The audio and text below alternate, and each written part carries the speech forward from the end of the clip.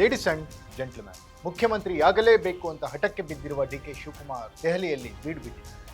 ದೆಹಲಿಯಲ್ಲಿ ಅನೇಕ ತಂತ್ರಗಳನ್ನು ಮಾಡ್ತಾ ಇದ್ದಾರೆ ಡಿ.ಕೆ. ಶಿವಕುಮಾರ್. ಸಿದ್ದರಾಮಯ್ಯನವರ ಮೇಲೆ ಆರೋಪಗಳನ್ನೂ ಮಾಡಿದ್ದಾರೆ.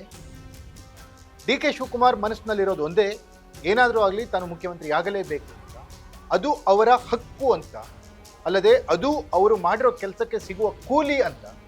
ಅದು ಹೈಕಮಾಂಡ್ ಅವರಿಗೆ ಕೊಟ್ಟಿರುವ ಮಾತನ್ನ ಉಳಿಸಿಕೊಳ್ಳಲು ಇರಬೇಕಾದಂಥ ದಾರಿ ಅಂತ. ಹಾಗಾದ್ರೆ ಡಿ.ಕೆ. ಶಿವಕುಮಾರ್ ಡೆಲ್ಲಿ ಡೈರಿಯಲ್ಲಿ ಏನೇನು ಡೆವಲಪ್ಮೆಂಟ್ ಆಗಿದೆ? ಡಿ.ಕೆ. ನಿನ್ನೆ ದೆಹಲಿಗೆ ಹೋದಾಗಿನಿಂದ ಯಾರ್ಯಾರನ್ನ ಮೀಟ್ ಮಾಡಿದ್ದಾರೆ, ಏನೇನು ಅಹವಾಲನ್ನು ಸಲ್ಲಿಸಿದ್ದಾರೆ, ಈ ಕುರಿತ ಎಕ್ಸ್ಕ್ಲೂಸಿವ್ ಅಪ್ಡೇಟ್ಸ್ ಅನ್ನು ನಾನು ಕೊಡ್ತೀನಿ. ನೆಲ ಜಲ ಭಾಷೆಗಾಗಿ ಪ್ರಾಮಾಣಿಕ ಪತ್ರಿಕೋದ್ಯಮ, ನಾನು ಹೇಮಂತ್.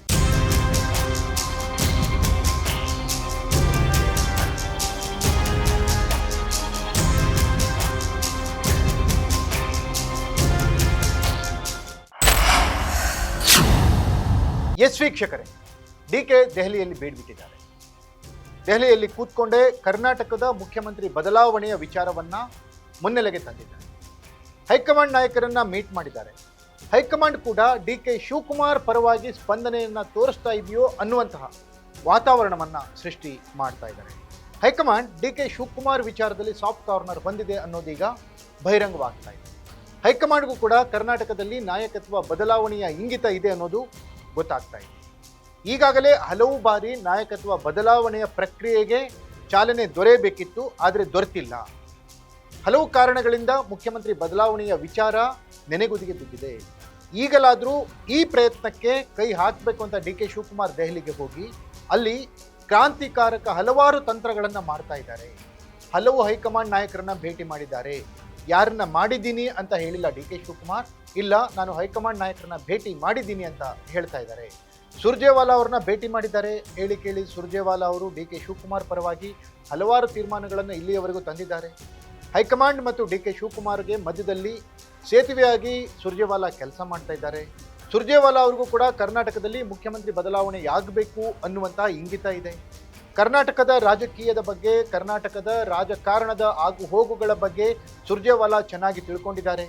ಇಲ್ಲಿಯ ಸಚಿವರ ಮನಸ್ಥಿತಿ ಏನಿದೆ, ಇಲ್ಲಿಯ ಶಾಸಕರ ಮನಸ್ಸಿನಲ್ಲಿದೆ, ಇಲ್ಲಿಯ ಶಾಸಕರು ಸಿ.ಎಂ. ಸಿದ್ದರಾಮಯ್ಯ ಅವರನ್ನೇ ಮುಂದುವರಿಸಲಿಕ್ಕೆ ಒತ್ತಾಯ ಮಾಡ್ತಿದ್ದಾರಾ ಅಥವಾ ನಾಯಕತ್ವ ಬದಲಾವಣೆಗಾಗಿ ತಮ್ಮ ಹಕ್ಕೊತ್ತಾಯವನ್ನು ಮಂಡಿಸ್ತಾ ಇದ್ದಾರಾ ಅನ್ನೋದು ಕೂಡ ಸುರ್ಜೇವಾಲಾ ಅವ್ರಿಗೆ ಗೊತ್ತಿದೆ. ಆ ಎಲ್ಲ ವಿಚಾರಗಳನ್ನು ಹೈಕಮಾಂಡ್ಗೆ ಈಗಾಗಲೇ ಸುರ್ಜೇವಾಲಾ ಮುಟ್ಟಿಸಿ ಆಗಿದೆ.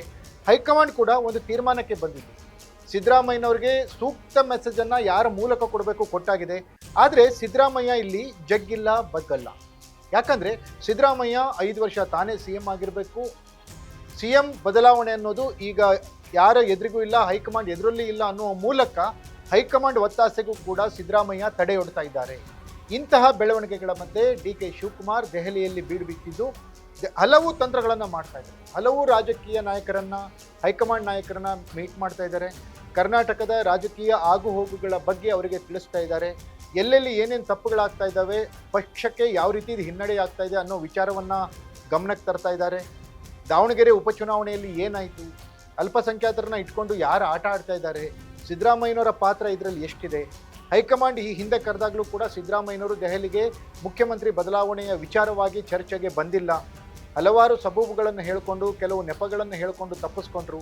ಹಾಗಾದರೆ ಸಿದ್ದರಾಮಯ್ಯನವರ ಮನಸ್ಸಿನಲ್ಲಿ ಏನಿದೆ, ಮುಖ್ಯಮಂತ್ರಿ ಸ್ಥಾನವನ್ನು ಬಿಟ್ಟು ಕೊಡಬಾರ್ದು ಅನ್ನೋದೇನಾದರೂ ಇದೆಯಾ, ಅಥವಾ ಸಿದ್ದರಾಮಯ್ಯ ಎಲ್ಲಿಯೂ ಕೂಡ ಬಹಿರಂಗವಾಗಿ ಹೇಳಿಕೆ ಕೊಟ್ಟಿಲ್ಲ ಅಂದರೂ ಕೂಡ ಹೈಕಮಾಂಡ್ನ ಸೂಚನೆಯನ್ನು ಕೂಡ ಧಿಕ್ಕರಿಸಿದ್ದಾರೆ ಅನ್ನೋದು ದೆಹಲಿಯಲ್ಲಿ ನಡೀತಾ ಇರುವಂಥ ಬೆಳವಣಿಗೆಗಳಿಂದ ತಿಳಿತಾ ಇದೆ.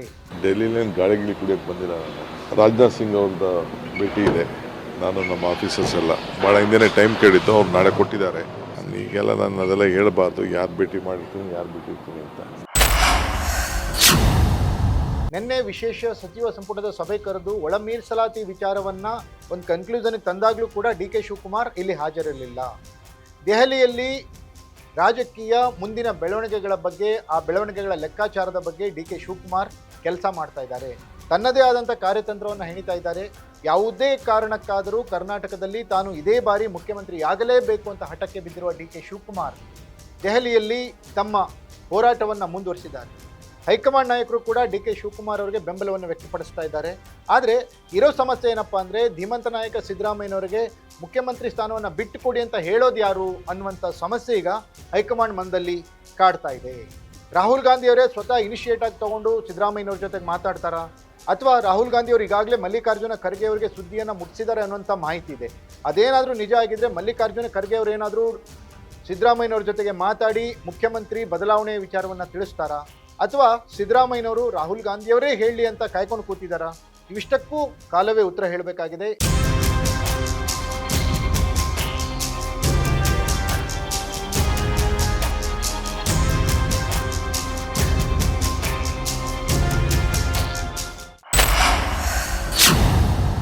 ಇದಾಗಿತ್ತು ಎಕ್ಸ್ಕ್ಲೂಸಿವ್ ಸ್ಟೋರಿ.